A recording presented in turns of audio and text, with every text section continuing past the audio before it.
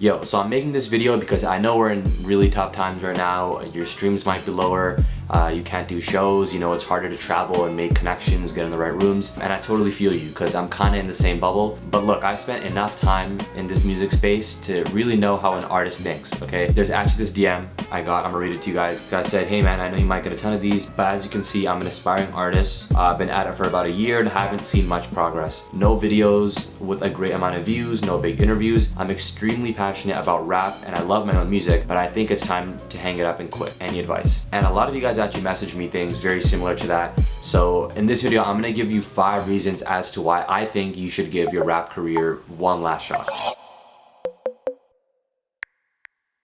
Okay, and the very first thing is that you probably already accomplished a lot that you haven't given yourself credit for. I want you guys to do this. Write down all of the high moments you've had ever since starting music. Literally write down every single W that you've taken on a piece of paper, and do it properly without stopping. Like list out everything, because I at one point also wanted to quit KTO, okay? And then I did this idea, I read it online somewhere, so I jotted down a bunch of proud moments I've had since starting. Getting hit up by a record label, getting X amount of views on a video, interviewing 3 of the biggest XXL freshmen on the lineup this year, you know, going to the SoundCloud office and having my brand work with them. I looked at all those things and I'm like, wow, you know, from the very first time I started, I actually accomplished a lot and I never really patted myself on the back for it. And that happens, you know, once you keep going, it's you tend to forget all the really dope things you've done and you're just focused on oh man, what am I not doing next? And it took me a year and a half to accomplish all those things. And I just thought to myself, I'm imagine if I doubled that amount of time, what else would I accomplish, right? The same goes for you. If you double the amount of time you spent on rap, think about all the things you could also accomplish. And that kind of feeds into the next reason as to why I don't think you should quit your rap career. So number 2 is that once you get a certain amount of success, right, it gets easier to obtain more success. And my point with that is that however you feel in the starting phases, you know, not being able to get any views, no one wanted to work with you, that's not how things will be forever. Obviously, you know, once you get over that little hump, you start to get a little bit of traction, that's when you actually will have people that are wanting to collab with you. You'll have certain relationships with certain pages or people that will want to help you push your music, but none of that stuff will happen if you quit, you know, in a year. You can't quit before getting over that little hump. So I'd say, you know, your main goal should be just focus on that first. The third reason is that, and this one's really important, I think you could be really good and really talented, but the right group of people just haven't heard you yet. There's so many people in the world, you know, it's saying oh, you'll quit on trying to get married because you haven't found the right person yet. You know, does that make sense to you? No, right? There's so many people that you don't even know might mess with your music. And the truth is, you just really need to keep putting out music consistently and do things that'll organically get people to listen to you. There's so many tools nowadays, so you can't really complain. TikTok has made it so easy to do something just funny while having your song in the background and, you know, it reaching so many people. Do things go to open mics in different cities. You can enter live listening sessions. I know we do that, Internet Money does that. But eventually by doing all that, you know, you'll reach people who you would have never thought were gonna be fans of you, who become fans of you. And also just know that there's a world way beyond your little city that you're in. For example, I know the rapper Baby No Money, we interviewed him. He technically isn't the golden child of Vancouver, at least not yet. But he didn't get that much love over here when he was starting off, I'm telling you. When I show my friends his stuff, they'd just be no, this is kind of weird, I'm not a fan. But like he said in our interview, he actually grew his first following in China. You know, I was really in the swamp, and then I woke up one day on Twitter and some girl was yo, you're popping in China.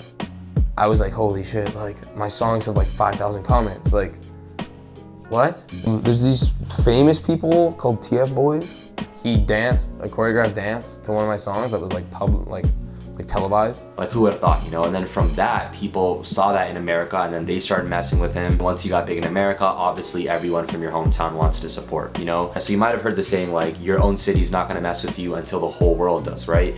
And unfortunately, that's just kind of how it works sometimes. But yeah, just trying to let you guys know that don't worry if you're not getting all the support where you're from. There's an entire world. And the fourth thing, probably the most common thing anyone says, is it just takes time, you know? Yes, I know, don't worry, we've all seen artists that have blown up in the span of 2 weeks, but you gotta realize that's probably because they did either of these 2 things. One is they did something to go viral, and 2 is that they got lucky. Now, with going viral, I don't rely on this because you gotta realize that a lot of the times people go viral, it's for something either really stupid or negative, and it doesn't last long. Look at I know he goes by like John Gabbana now, but like Boot Gang or whatever, right?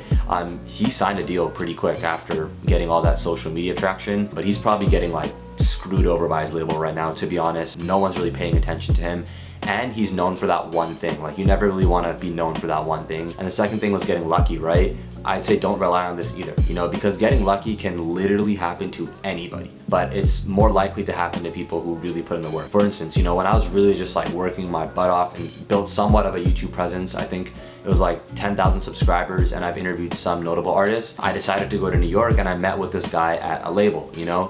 Turns out like one of his friends walked in the room randomly and she worked for a completely different label, and I just so happened to become friends with her, and then we worked together on this like crazy interview that's like one of the biggest on our channel. Did I get lucky that she just so happened to walk in the room?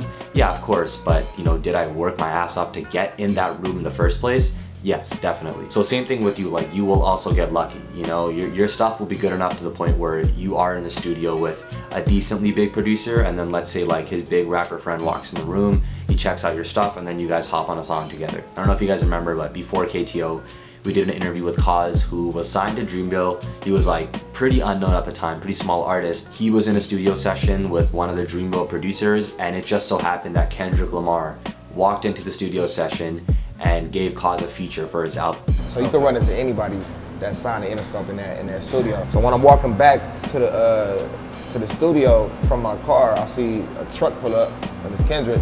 You know, he's like, "What up? What you working on?" and shit. And I'm like, "Oh, I'm working on my album. If you want to hear some shit, I'll be in room 5. And just come in." Like 30 minutes later, he walked in, and he wanted to hear some shit. I played it for him, and then at the end of the song, he was just like, "Yo, that shit hard as fuck. Let me hop on that shit." You know, like when does that happen? Never, right? But at the end of the day, like Cause being signed to Dreamville, being in that studio, like he put in the work to get there, and then luck just so happened to come his way. But back to this main whole point is like, it takes a lot of time. Guarantee you, every single artist you listen to, except for the ones that just like went viral, you know, worked their ass off for 3 times the amount of years you have. And I guarantee you, they all had moments where they were ready to give it all up, just like you. Probably had moments where they're like crying on the floor, you know, contemplating whether music was it for them. And the 5th reason why I think you should give your rap career one more shot, sounds very cliche, but any long-term commitment in life is a learning lesson. If you do music for let's say 5 years, you pretty much started your own small business for 5 years. You know how many valuable things you learn from actually starting a small business? You learn all the work that goes into putting out content, marketing it, dealing with people and negotiating features, and just presenting your work in a nice way. Like, this video isn't trying to say, yo, don't ever give up on rap, you know, because I get it. There's a certain point where you gotta let things go, but you can't learn much from doing something as hard and long of a process like music for 1 year. Give it about 3 to 4 years before you actually start seeing some sort of progress, and you know, before you learn a bunch of skills. Even if you don't enjoy the music anymore, you'll still be able to find an opportunity later related to the skills that you picked up. You know, maybe you decide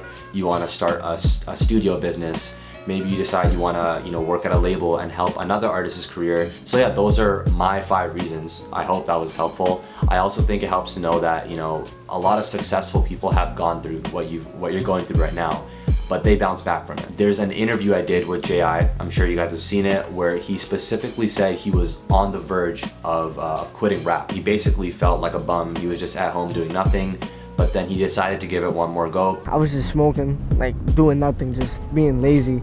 Like, I finally got kicked out the crib, failing school, this and the third, because I just felt like, I don't know, I didn't really have anything going on. So I hit up my manager, and I guess something just came to me. It was like, try one more time, like let's just see where it goes. Throughout like that 6th, 7th month gap, I was just putting in work non-stop, building singles, and then everything just started to like fall into place, and then that's kind of how everything took off. I kid you not, J.I. is huge now. Give it a year, I think he's gonna be like one of the 10 biggest artists in the world. But like, even though I'm not an artist myself, sometimes when I'm feeling unmotivated, I go back to that clip and that interview and kind of just reassure myself, because I'm like, nah, you know, if he can do it, like why can't I do it? So yeah, I really do hope that helps. But otherwise, I'll see you guys next week.